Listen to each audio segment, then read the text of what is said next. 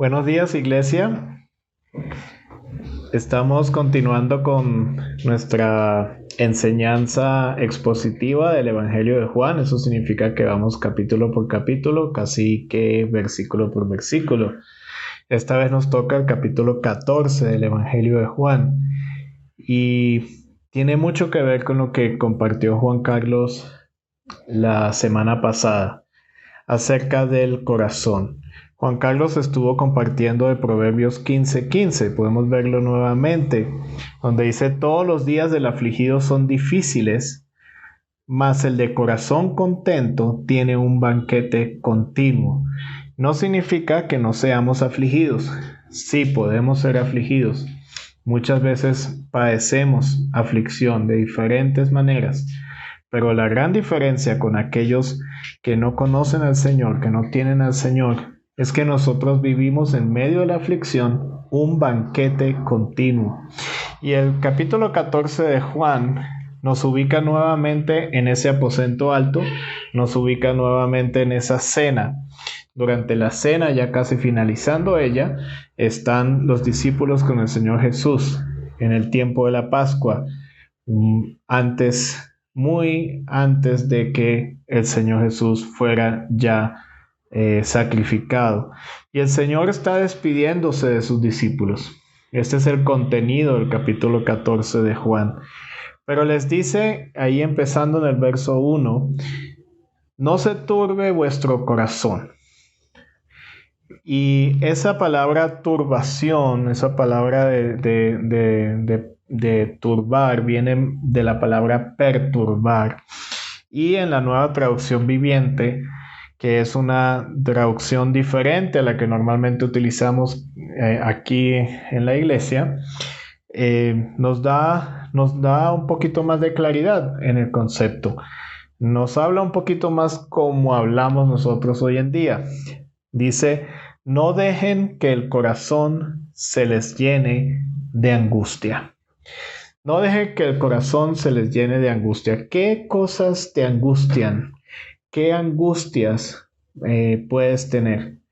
Muchas angustias hay a nuestro alrededor, muchas angustias que son verdaderas y muchas que nos inventamos. La angustia verdadera de los discípulos era que su Señor iba a salir. 3 años andando con Él, 3 años aprendiendo con Él, 3 años disfrutando de la comunión con el Señor Jesucristo. Y 3 años en que vieron cómo el Señor tenía control de todo lo que sucedía alrededor, viendo cómo el Señor les bendecía, cómo el Señor era verdaderamente Dios. Sin embargo, llega el momento en que el Señor Jesús dice: tengo que irme, pero no se vayan a inquietar, no se vayan a angustiar. Otros sinónimos de turbación pueden ser agitar. No se agite tu corazón. Conmoción interior. No te conmuevas interiormente, no te sacudas interiormente.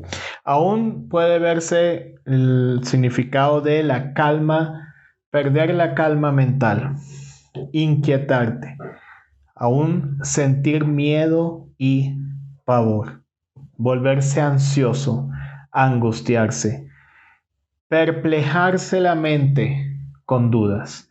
Y aún en esta situación de pandemia que hemos vivido en estos 2 años ya, hemos podido llegar a momentos de perplejidad, llegar a momentos de angustia, llegar a momentos de conmoción interior. Aún en aquellos de nuestros hermanos que han perdido a sus seres queridos en medio de esta pandemia. Y sin saber, sí, uno tiene la esperanza de que eso se va a acabar pronto con las vacunas, pero realmente ni sabemos qué va a suceder en los siguientes años. Esto nos puede llenar de angustia, esto nos puede llenar de perturbación, de conmoción interior. Pero en medio de toda esta situación, el Señor nos llama a tener un banquete continuo. En medio de la aflicción, en medio de esto, mantenernos en banquete continuo. Eso significa en alegría, en gozo, en disfrute en medio de toda esta situación. Cuando alguien diría, ¿por qué estás disfrutando de esa manera? Y allí entonces el Señor les dice, no se angustie su corazón. ¿Creéis en Dios? Creed también en mí. El corazón es esa base de nuestras emociones, de nuestros sentimientos. Es el asiento de nuestra personalidad. Es aquello, no es el órgano que tenemos allí, aunque este también es el centro de todo, sino que es eso que está adentro de nosotros, es nuestro alma, aquello que donde tenemos esa situación de buscar al Señor para nuestras necesidades, ese alma que se comunica con el Señor, pero que cuando no se comunica con el Señor, empieza a buscar soluciones en otras áreas donde no lo va a encontrar. Es también la base más profunda de nuestra personalidad. Y allí, hacia ese lado interior, el Señor está diciendo que no se perturbe, que no pierda la calma, que no se angustie. Y la angustia que ellos iban a ver, los discípulos, también era tremenda, porque encontraban cómo el mundo que les brindaba seguridad, los líderes religiosos, los líderes políticos, se iban en contra del Señor Jesucristo, hasta el punto de aparentemente vencerle en la cruz, hasta el punto de llevarle a la muerte. Y encontrándose ellos en esa realidad de que si eso hacen con el Maestro, pues ¿qué podrían hacer con nosotros? Y eso también causaría una aflicción, a lo cual el Señor también les anima a tener un banquete continuo. Ahora, el banquete continuo, ¿en qué se basa? Y eso es lo que el capítulo 14 de Juan nos enseña. Se basa en que el Señor va a volver. Se basa en la completa fe. Dice allí, no se turbe vuestro corazón, ¿creéis en Dios? Creed también en mí. 3 cosas nos anima el capítulo 14 de Juan a mirar. 3 cosas en las cuales nos llama a tener fe. Fe en el regreso del Señor. Pero también nos anima a tener fe en la presencia del Espíritu Santo en nosotros. Y también nos anima a tener fe en la paz que el Señor Jesús nos deja y nos da. Y en esas 3 áreas es donde vamos a hablar hoy, porque esas 3 áreas son las que van a basarse para que tengamos el banquete continuo. El primero, el Señor nos dice allí en el verso 2, capítulo 14 de Juan, en la casa de mi Padre muchas moradas hay. Si así no fuera, yo os lo hubiera dicho. Voy pues a preparar lugar para vosotros. El Señor dice que sale, se va. Les va a dejar allí porque Él se va. Se va a la casa de su Padre, se va al lugar celestial. ¿Y a qué se va? Se va a preparar lugar para cada uno de sus discípulos. Eso significa, eso llega a los discípulos del Señor que están sentados a la mesa ese día, ese evento, pero también a nosotros y a todos los que hemos creído en el Señor como nuestro suficiente Salvador. A eso, a ellos, a nosotros, se nos anima a ver lo que el Señor está haciendo, a creer en lo que el Señor está haciendo en el cielo. Está preparando lugar para nosotros. Más que morada, como dice aquí en el verso 2, más que morada lo que está hablando, porque a veces también hablamos de mansiones. Ah, sí, mi mansión celestial. Pero no es esa la palabra original. Ni es morada ni es mansión. Más bien la palabra original da a entender el lugar de residencia permanente. No es que nos esté haciendo una mansión, una casa, qué bonito, yo la quisiera con 3 baños. No estamos hablando de eso. Lo que está diciendo es que el Señor nos está preparando un lugar permanente en el cielo. Y hagamos énfasis en esa palabra, permanente. No más mudanzas, no se tiene que volver a mudar. Ya no hay mudanzas. Estamos siendo destinados al cielo, a un lugar que el Señor está preparando, que es permanente. Esto se asemeja mucho a la tradición de las bodas judías en aquel tiempo, cuando el novio hacía un pacto con la novia y hacía un pacto con la familia, con el padre de la novia. Tomaban el vino, así como el Señor estaba haciendo esa noche en este lugar, en el aposento alto. Tomaban el vino y sellaban un pacto en el cual él decía: me comprometo con su hija, me comprometo con ella y voy a ir a preparar casa, voy a ir a hacer una casa, y cuando esté lista vuelvo por ella y me la llevo, y entonces serán las bodas. Y así también el Señor nos está dando esta ilustración cuando nos dice: voy a preparar lugar. Y dice: y si me fuere y os prepararé el lugar, vendré otra vez. Así que cuando esté listo el lugar, el Señor vendrá. Así que, ¿qué está haciendo el Señor en este momento? Nos está preparando el lugar permanente en el cielo. Y dice también: vendré otra vez y os tomaré a mí mismo, para que donde yo estoy, vosotros también estéis. Ahora, la palabra de Dios dice que el Señor en este momento está a la diestra del Padre. Y Él está diciendo: donde yo estoy, ustedes también van a estar. Así que ese lugar, esa morada, está allí, en ese lugar celestial. La palabra de Dios nos habla de ese lugar celestial. En Hebreos, capítulo 11, del 13 al 16, dice: conforme a la fe, murieron todos estos, sin haber recibido lo prometido, sino mirándolo de lejos y creyéndolo y saludándolo y confesando que eran extranjeros y peregrinos sobre la tierra. Porque los que esto dicen claramente dan a entender que buscan una patria. Pues si hubiesen estado pensando en aquella de donde salieron, ciertamente tenían tiempo de volver. Pero anhelaban una mejor, esto es, celestial. Por lo cual Dios no se avergüenza llamarse Dios de ellos, porque les ha preparado una ciudad. Eso que dice en la epístola a los Hebreos nos hace pensar en lo que Juan Carlos nos enseñó la semana pasada, que andar viviendo en un banquete continuo es tener una clara perspectiva de las cosas.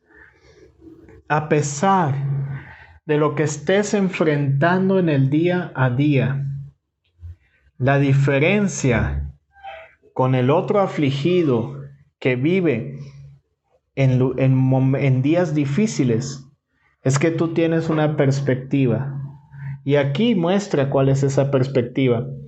Tu perspectiva es que eres un extranjero, que tú no perteneces a este lugar, que eres un peregrino, que estás andando de paso. Eso es lo que significa. Que estás buscando una patria y que sabes que esa patria Dios la está preparando. Estás buscando una ciudad. Estás queriendo llegar a esa ciudad. Y también Hebreos 12:22 nos dice: sino que os habéis acercado al monte de Sión, a la ciudad del Dios vivo, Jerusalén la celestial, a la compañía de muchos millares de ángeles. Y esa Jerusalén la celestial en la que nos introduce Hebreos capítulo 12 está muy bien explicada en Apocalipsis 21 del 1 al 4, donde dice: vi un cielo nuevo y una tierra nueva, porque el primer cielo, este que vemos acá, y la primera tierra, esta en la que estamos viviendo, pasaron. Así que, hermanos, definitivamente somos peregrinos y extranjeros porque este es un lugar no permanente, nada permanente. Pero nos aferramos a esto, pero tenemos que entender, perspectiva, no es permanente. Y el mar ya no existía más. Y yo, Juan, vi la santa ciudad, la nueva Jerusalén, descender del cielo de Dios, dispuesta como una esposa ataviada para su marido. Y oí una gran voz del cielo que decía: He aquí el tabernáculo de Dios con los hombres, y él morará con ellos, y ellos serán su pueblo, y Dios mismo estará con ellos como su Dios. Enjugará Dios toda lágrima de los ojos de ellos, y ya no habrá muerte, ni habrá más llanto, ni clamor, ni dolor, porque las primeras cosas pasaron. No es cuestión de no de no identificar que hay dolor. No es cuestión de rechazar la idea de que el dolor no existe o algo así. Aquí nos está diciendo que de verdad hubo lágrimas, que de verdad hubo muerte, que de verdad hubo llanto, hubo clamor y hubo dolor, pero que la perspectiva, nuestra perspectiva, es que cuando lleguemos a ese sitio, ya no habrá nada de eso. Y el mismo Dios nos va a enjugar esas lágrimas que quedaron allí. Y ya no será ese un lugar de tristeza, sino de alegría. En Apocalipsis 21, del 15 al 27, tú puedes ver toda la descripción de esa nueva Jerusalén. No tenemos mucho tiempo de verla, pero podríamos mirar tres cositas allí. De pronto ustedes la pueden mirar en algún momento, pero yo les voy a dar un breve resumen. La ciudad, la Nueva Jerusalén, está detallada en medidas. Dice que en la ciudad medía 2,220 kilómetros de largo. Lo mismo, 2,200 kilómetros de alto y 2,200 kilómetros de ancho. Era una ciudad en perfecto cuadrado, que eran las ciudades que se hacían en la época aún Bogotá y las ciudades que fueron construidas en forma cuadrada. Eso mostraba una ciudad perfecta, una ciudad organizada, y 2,200 kilómetros. Realmente, cuando se pone a ver todo el perímetro de esta ciudad, nos podemos ver que la ciudad tiene el tamaño 4 veces el tamaño de Colombia. Ese es el tamaño de la ciudad. Y también el hecho de ver que tiene altura. ¿Por qué será que es tan importante detallar la altura en una ciudad? Nosotros normalmente aquí no decimos de qué alto es la ciudad en cuanto a su área con respecto al aire, al cielo. Pero imagínense cómo nos vamos a transportar por allá. Imagínense cómo vamos a andar nosotros en esa ciudad celestial. Entonces vemos enorme la ciudad. Pero también en el verso 18 del capítulo 21 nos dice que es hermosísima, que tiene unos detalles hermosos, unas murallas hechas de piedras preciosas. Menciona allí 12 piedras preciosas. Menciona el jaspe, zafiro, ágata, esmeralda, ónice, cornalina, crisólito, berilo, topacio, crisoprasa, que es algo parecido a la esmeralda, jacinto, que es de un color naranja vivo, y amatista. Bueno, eso está organizado y hermosamente colocado en la ciudad. Es 12 puertas hechas de perlas, cada puerta hecha de una sola perla. La calle principal es de oro puro, un oro tan puro y tan cristalino que Juan lo ve como vidrio. Ahora tenemos que tener en cuenta que Juan está mirando desde sus ojos terrenales lo que es la ciudad celestial. Y lo que se le asemeja es lo que él está colocando allí al describirla. No tiene templo la ciudad, no necesita templo. Dice que el Señor Dios Todopoderoso y el Cordero son ese templo. La ciudad no tiene necesidad de sol ni de luna. La gloria de Dios ilumina la ciudad y el Cordero es su luz. Y no habrá ninguna cosa mala, no entrará ninguna cosa mala, no habrá nadie que practique idolatría y el engaño, así que tampoco van a haber robos. No vas a tener necesidad de cuidarte porque todo estará tranquilo. Y dice, solo podrán entrar los que tengan su nombre escrito en el libro de la vida del Cordero. Así que tenemos una ciudad con muchos lugares para vivir en ella, una ciudad cuyo punto céntrico es el trono de Dios y el Cordero. Eso es la primera razón por la cual tú deberías tener un banquete continuo. Entender que este sufrimiento, esta situación se va a acabar. Que mientras estemos aquí, sirvamos al Señor. Que ese realmente es el primer objetivo. Servir al Señor, andar siendo de testimonio, amar a tu familia, amar a los compañeros que ha dado al lado tuyo, amar a la iglesia y servir al Señor.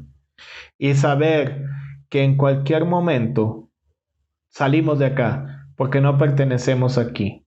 Y si el Señor nos llama, no es cuestión de tristeza, no es cuestión de desconsuelo, es cuestión de decir, gracias Señor, porque nos espera algo bien hermoso, algo que el Señor nos va a mostrar. Y el Señor dice en el verso 4, y sabéis a dónde voy y sabéis el camino. Sin embargo, los discípulos que andaban todavía despistados en ese tiempo decían que no lo sabían. Por si al caso alguno de ustedes está preguntando, ¿y cómo llego a la ciudad celestial? El Señor dice en el verso 6, yo soy el camino y la verdad y la vida. Nadie viene al Padre sino por mí. El camino para llegar a donde está la ciudad celestial es a través del Señor Jesucristo. ¿Y en qué se basa todo esto? En la verdad que el Señor Jesús nos ha enseñado. La verdad en cuanto a que entendamos nosotros que somos pecadores y que le necesitamos a Él para vivir. Que Él es nuestro pan, Él es nuestra vida. Por eso también dice, y la vida. Él es la vida. No es mucha gente, cuando uno habla acerca de la verdad de Dios, muchas personas dicen, pero es que nadie tiene la verdad en sus manos. Y es cierto, nadie tiene la verdad en sus manos. Pero el Señor no es que tenga la verdad. El Señor Jesucristo no tiene la verdad. Él es la verdad.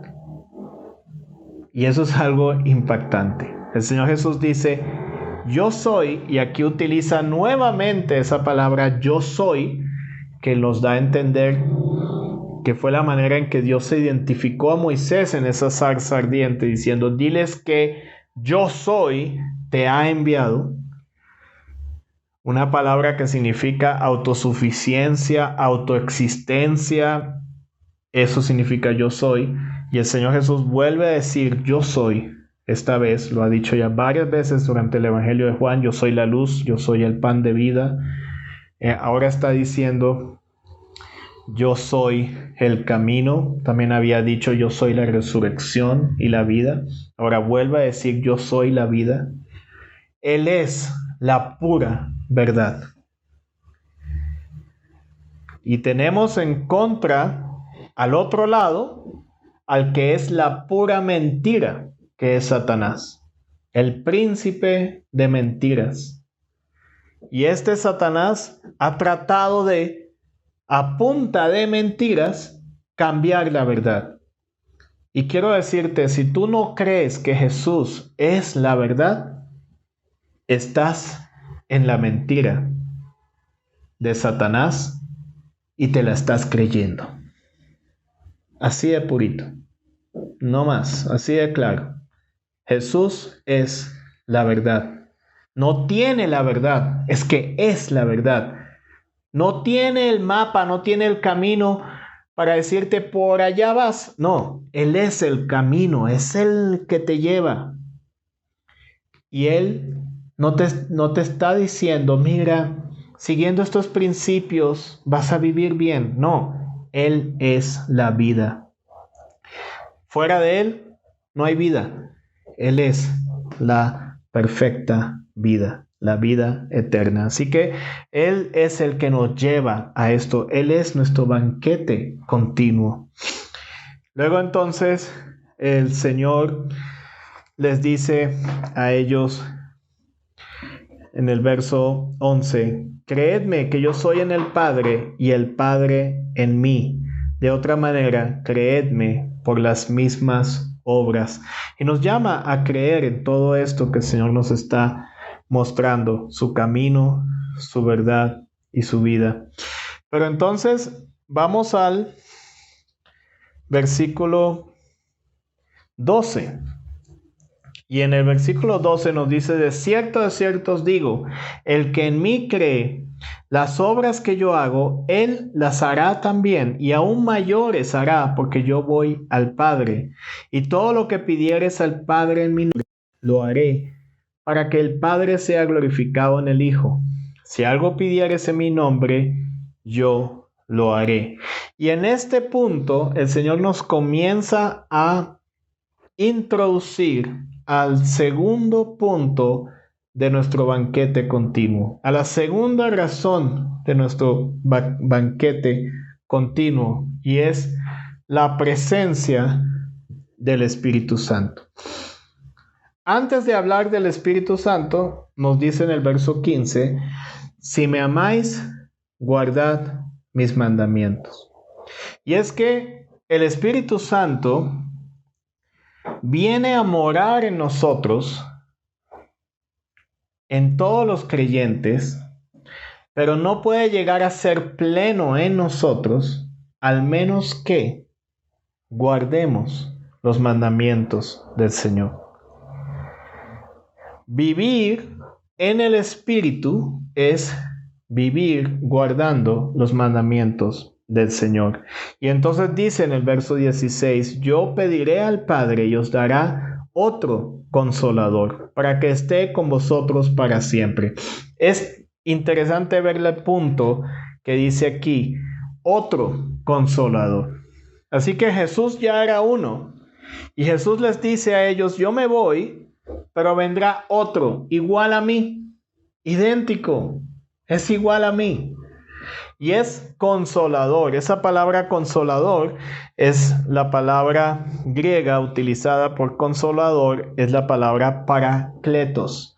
Kletos significa el que está al lado. Y para significa uno como el Señor. En este caso, como el Señor.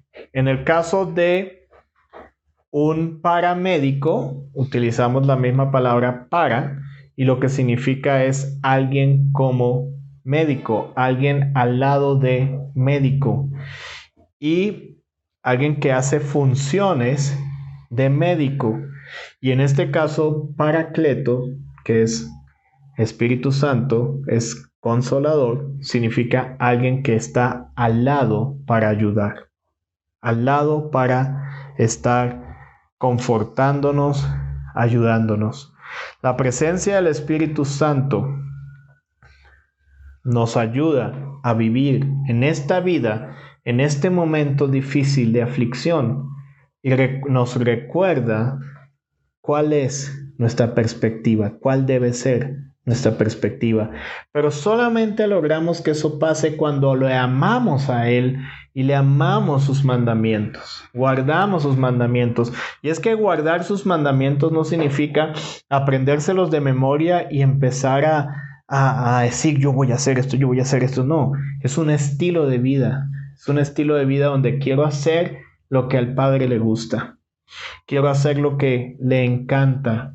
Quiero vivir la vida de Él. Quiero escuchar su palabra y decir yo quiero esto, me gusta, esto es como comida para mí.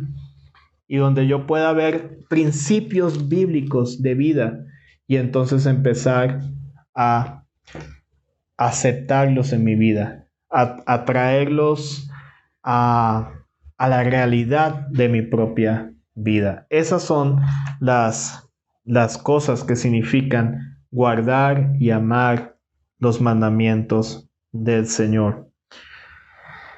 Dice en el verso 17, el Espíritu de verdad, el cual el mundo no puede recibir porque no lo ve ni le conoce. Pero vosotros le conocéis porque mora en vosotros y estará en vosotros. Ese Espíritu Santo entonces viene a morar, a vivir, y no al lado, sino en nosotros. Y por eso el Señor en el verso 18 nos asegura que no nos deja huérfanos, que no nos abandona, porque nos envía el Espíritu Santo.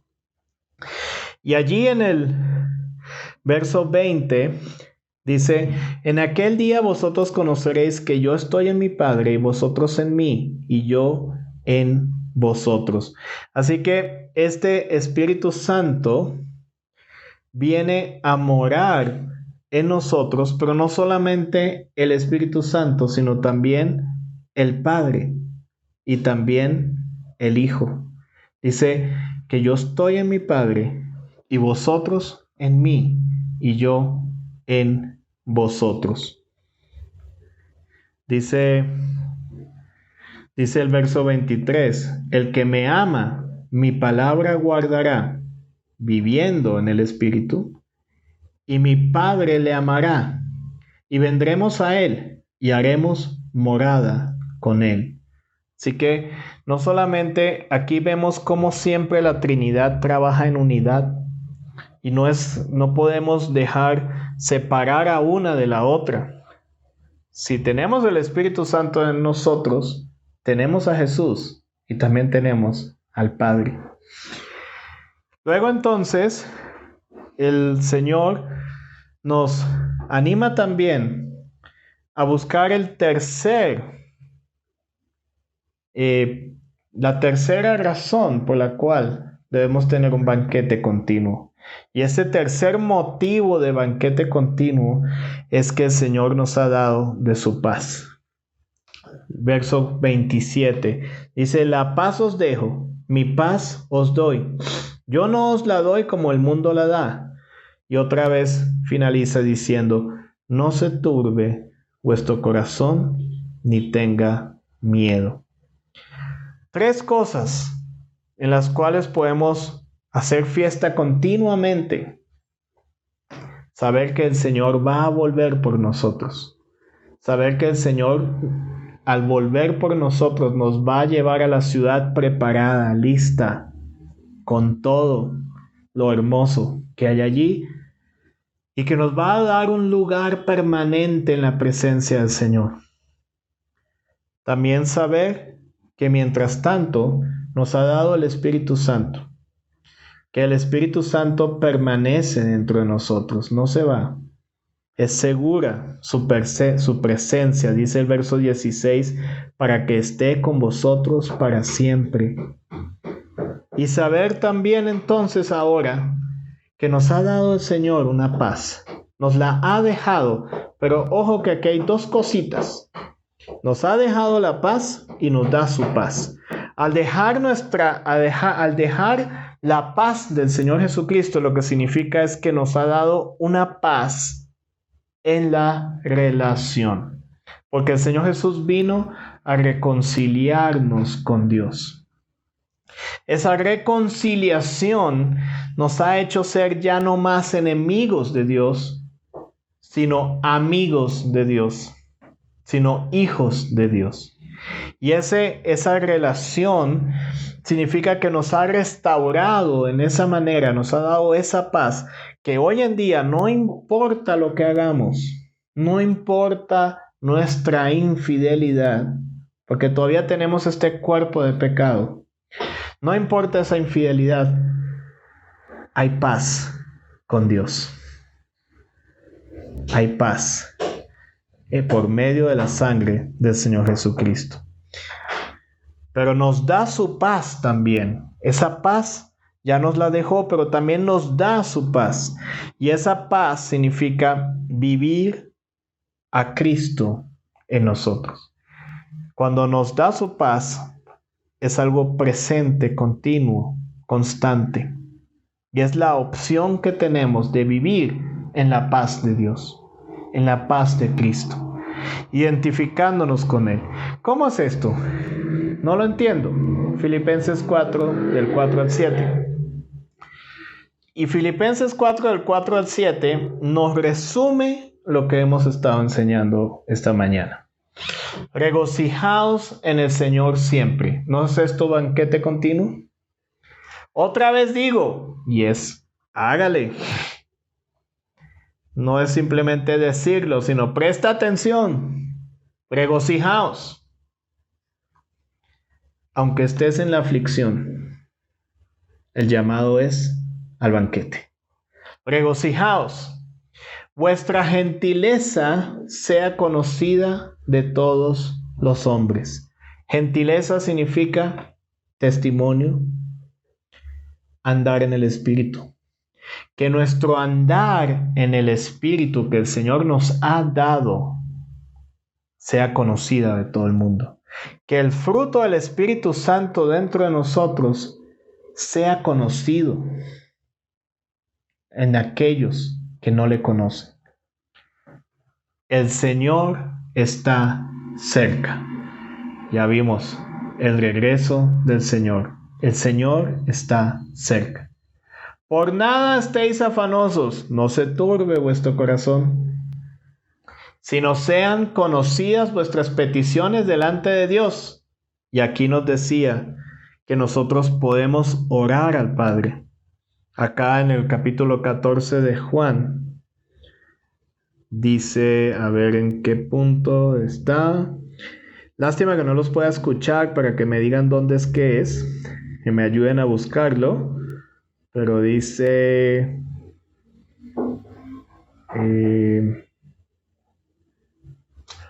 busco las notas.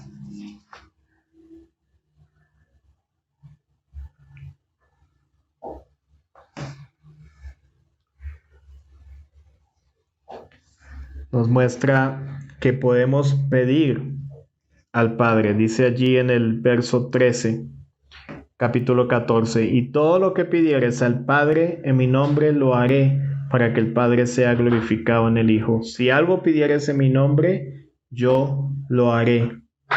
Pero dice pedir en el nombre de Cristo. Eso significa pedir identificado con aquello en lo que el Señor se identifica. No es pedir cualquier cosa, ni pedir mal para nuestros deleites, como dice Santiago, sino es pedir en lo que Dios se glorifica, en lo que a Cristo le gusta. Y entonces, volviendo a Filipenses, dice, sino sean conocidas vuestras peticiones delante de Dios, en toda oración y ruego, con acción de gracias. Y luego, la paz de Dios, igualito que allí en el verso 27 de Juan 14, y la paz de Dios que sobrepasa todo entendimiento, guardará vuestros corazones y vuestros pensamientos en Cristo Jesús.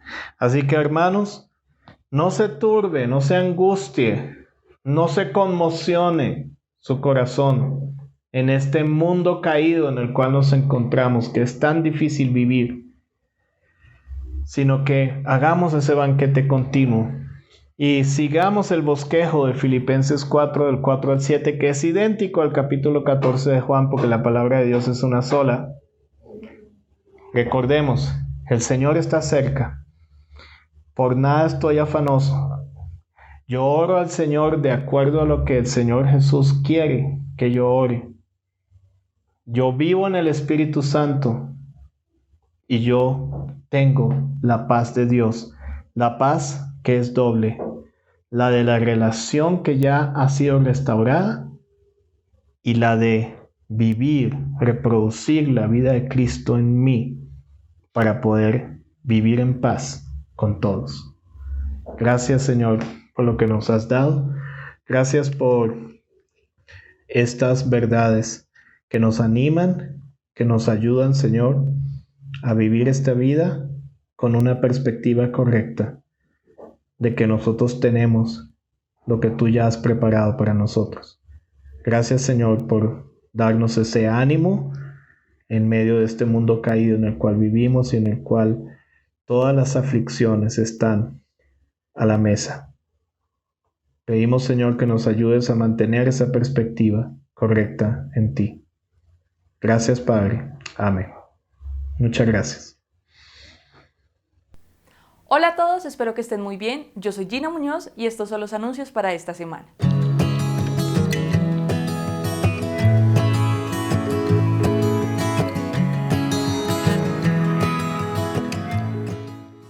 Los invitamos a conectarse todos los lunes a las 7 p.m. al espacio que el equipo de alabanza ha separado para alabar a nuestro Dios. El enlace de la reunión se publicará en el grupo de WhatsApp Congregación Líder.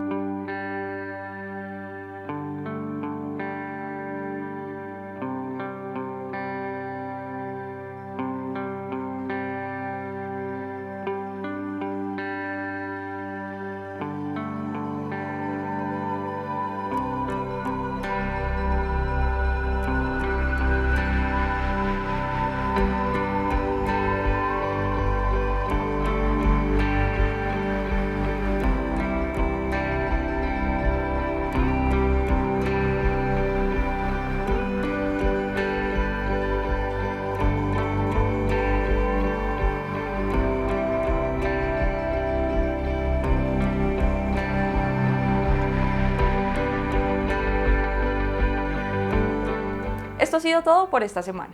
Nos vemos el próximo domingo.